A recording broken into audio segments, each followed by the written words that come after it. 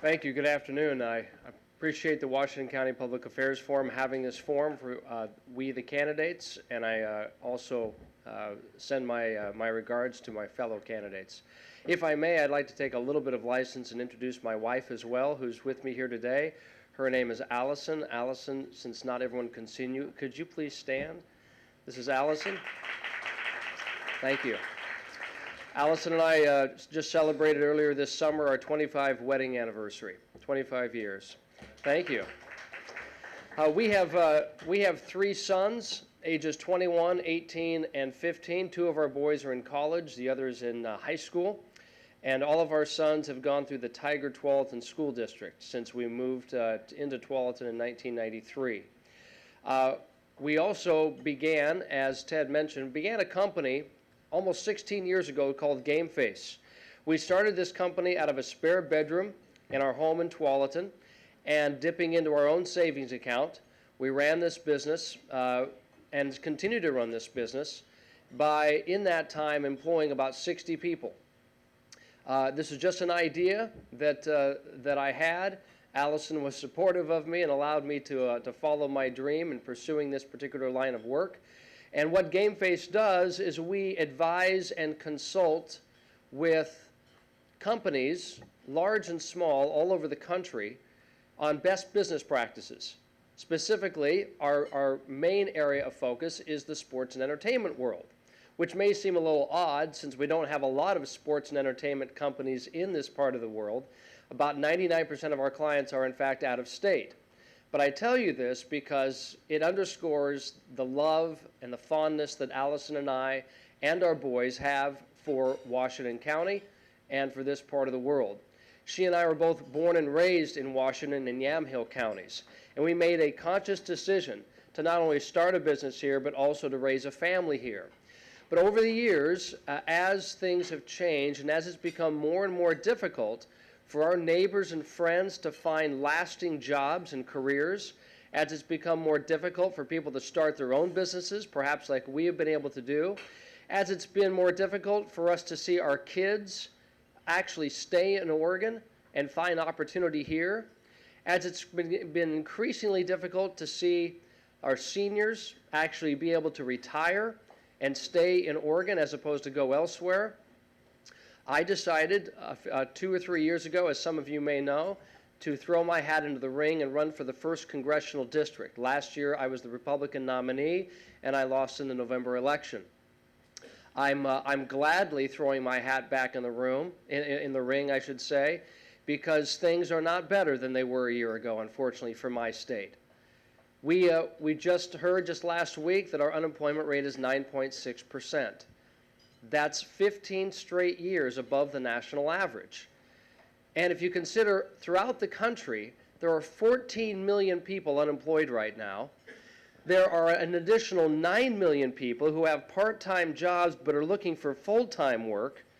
And there's an additional 6.5 million people who have simply stopped looking.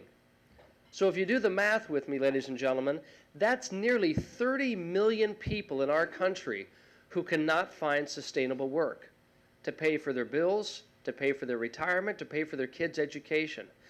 30 million Americans. That's almost the equivalent of 8 Oregons. Can you imagine 8 states the size of Oregon being completely without economic hope? And that's the situation we're in. It's a situation that took us a long time to get into. It's not because of one particular party. It's not because of one particular person. It was a group effort. And frankly, I decided to walk away from my business for temporary time while I still own the company and we still manage it. We're leaving it in the good hands of our employees, but I decided to do this, to run for Congress as a normal citizen, because I simply feel that this situation is untenable. And the people who are seeking office in large part today come from the same system that got us into this quagmire, this mess. I'm not a career politician. I have not been groomed for this position by a party. No one asked me to run, but rather as Lisa mentioned, because of our founding fathers setting the example of walking away from their farms or their small business for a time, I think that's what we have to do in this generation. We have to make sacrifices together. And I submit to you my candidacy today. How do we do this together? How do we actually turn this ship around and get back to a place where our kids and grandkids can actually have hope for the future, where they can have the type of opportunity and prosperity that I believe you've enjoyed? Well, I think there are a few key things we must do. First of all, we must recognize that we need reasonable people in Washington, D.C. Washington, D.C. right now is full of bickering, partisanship, gamesmanship, and it's not getting us anywhere. And I have no interest in playing games. In my business, I've worked with more than 400 organizations around the country. And I would tell you that these organizations, while many of them are household names, some of them are just small businesses that you've never heard of before. And when I go work with these organizations, I do not step inside their conference room when we first sit down with their executives. I do not ask, now before we begin, I just have to find out, are you a Republican or a Democrat? I really don't care. All I want to know is, what's the problem that prevents you from getting to the objective or the result you're trying to accomplish? Now, what are the tools at our disposal? What are the obstacles we have in front of us? What are the resources I should add along with tools? And also, what's the time frame? And now let's roll up our sleeves and let's get something done. That's the type of attitude and mentality and, frankly, skill set I believe we need in Congress today. Second, we need a more fair tax system.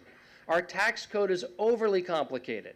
6 billion hours were spent last year by American taxpayers just filling out tax forms. This is untenable, ladies and gentlemen.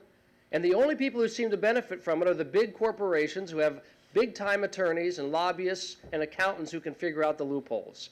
That has to stop to create a fairer opportunity for small businesses, especially here in Washington County.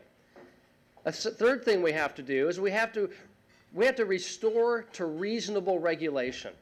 Regulation is there to protect us, but it's gotten out of whack. And right now, small business owners like myself, we don't know if we can add jobs because we don't know what regulations may impede our progress or what may be punitive down the road. And so there's no certainty in the marketplace. And the other thing that we must do is we must make sure that we tap the resources that we have in this particular district so as to revitalize the economy and not be afraid of our assets and our strengths. And lastly, I'll pledge to you that unlike what we've seen in the past, I will be your champion in Congress. I will be the cheerleader, the advocate for Oregon's 1st District, because that's what we've been lacking, and I'm sorry to say that's why we're in this fix we're in, the only district in the country without representation today. I can't wait to fill that void. Thank you very much.